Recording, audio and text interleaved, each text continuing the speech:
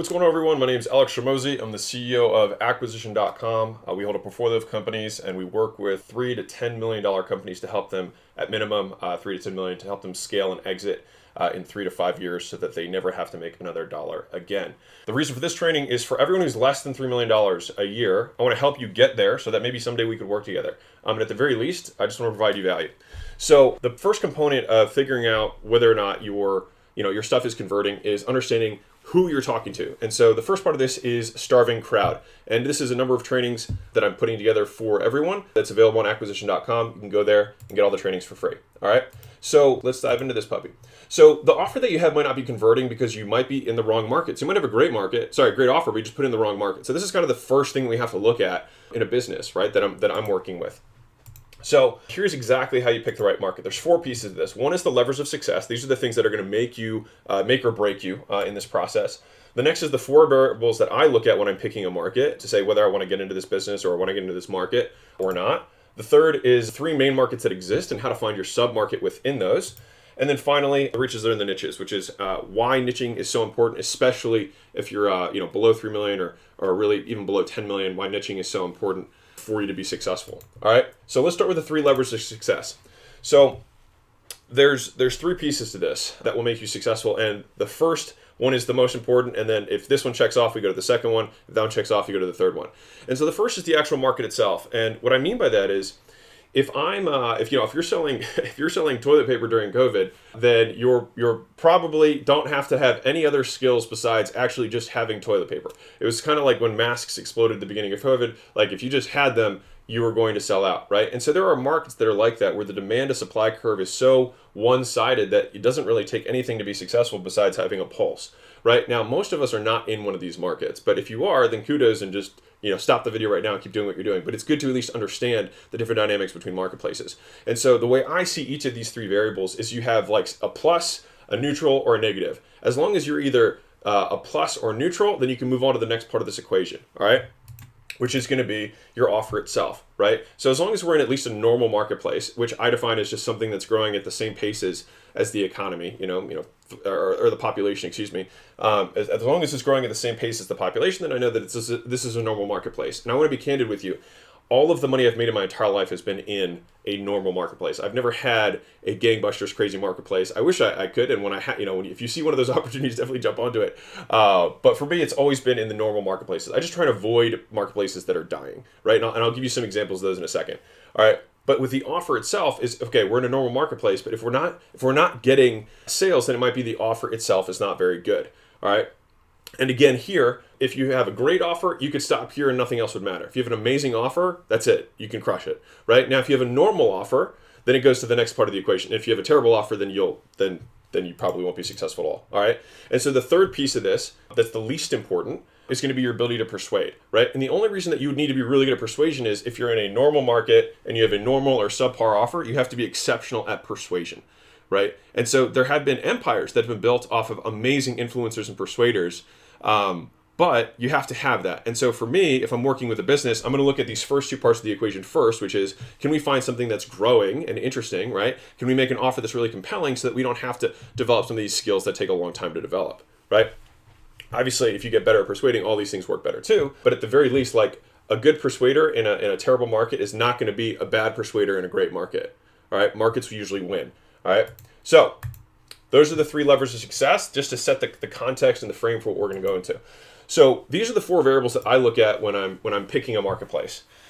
The first is that the customers have to be an absolute pain, right? I don't want something that's just convenient or a nice to have. I want something that they absolutely desperately need. All right. As an example, if I were selling hot dogs at right at 2 a.m. as the bars let out in a college town, I'm probably going to do pretty well, right? I've got a starving crowd, quite literally. All right. The next thing I'm looking at is purchasing power, which is do these people that I'm looking to sell to, do they have money? I had a good friend of mine was really, really good at proving resumes, right? And so he made this offer. It was a really good offer to job seekers. And so it was people who were unemployed. What he found out soon was he's like, no one can afford my services. And it was just kind of ironic because that's, who he's going after.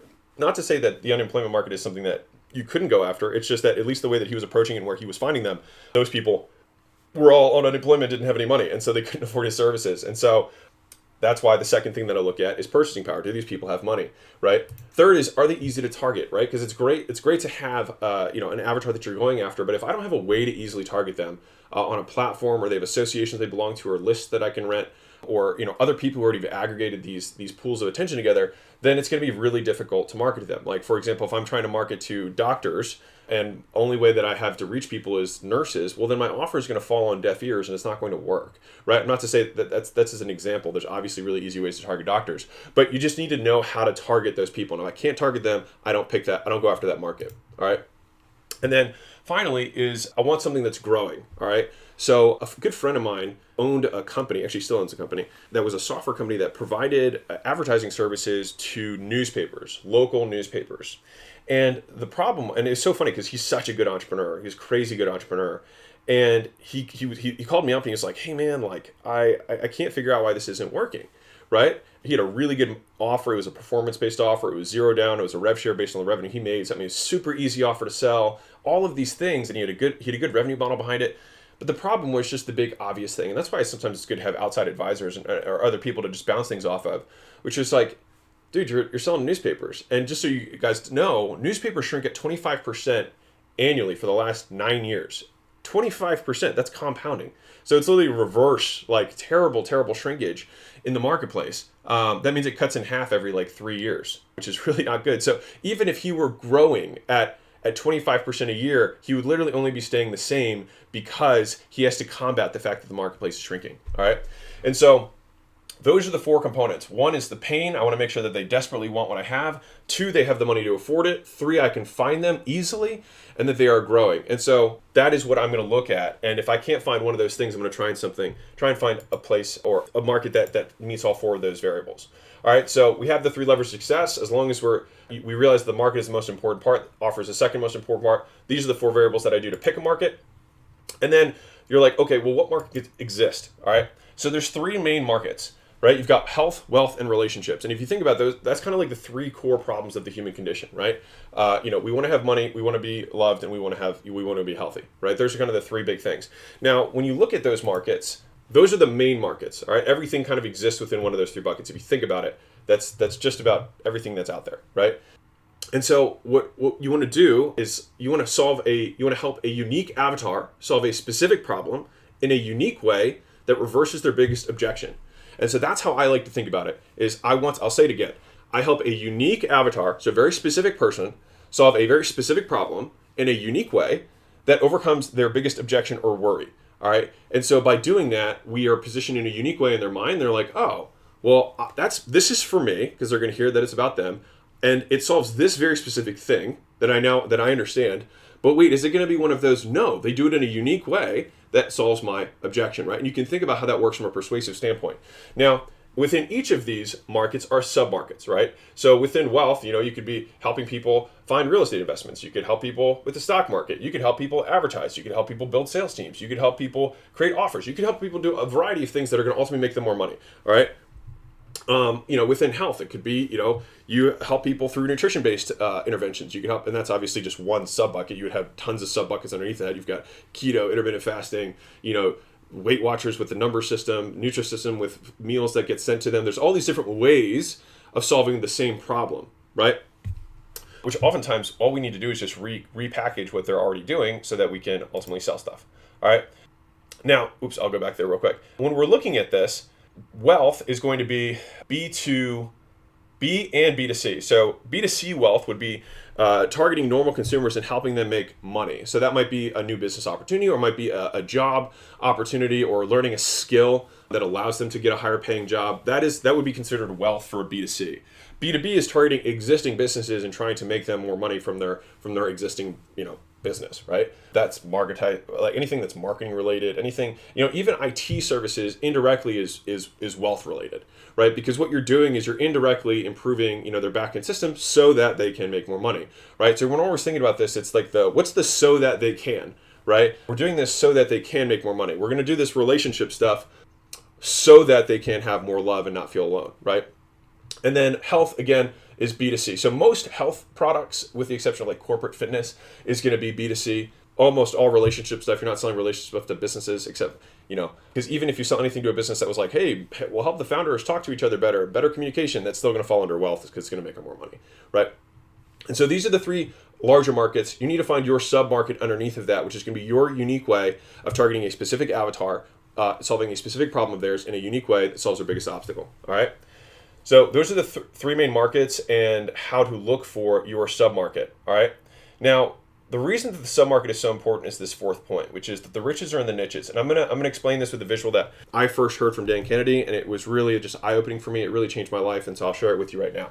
And if you like more of this stuff, by the way, I'll just pause. You can go to acquisition.com. I have free trainings. I'm continuing to release more books and courses on this stuff for you guys at cost because I just want people to be wealthy and successful. And my very transparent goal is that you build your business from nothing to $3 million a year, and then you call me up and say, hey, I used all your free stuff. I didn't have to buy anyone's stuff, and I was successful, and I want to go to 30 million. And then I'd be happy to take the call. So what do we have here? So you've got your product, you've got your price, and I want to show you what this looks like. So let's say that you had a generic time management course. All right, this is going to really drive this point home for you.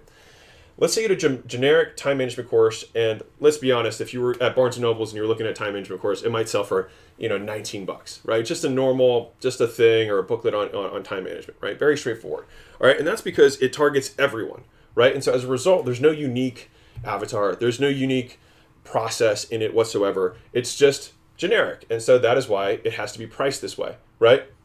Now, let's say that we then took the same course and just changed the language inside of the course, same core thing, right? And we changed it to time management for sales professionals.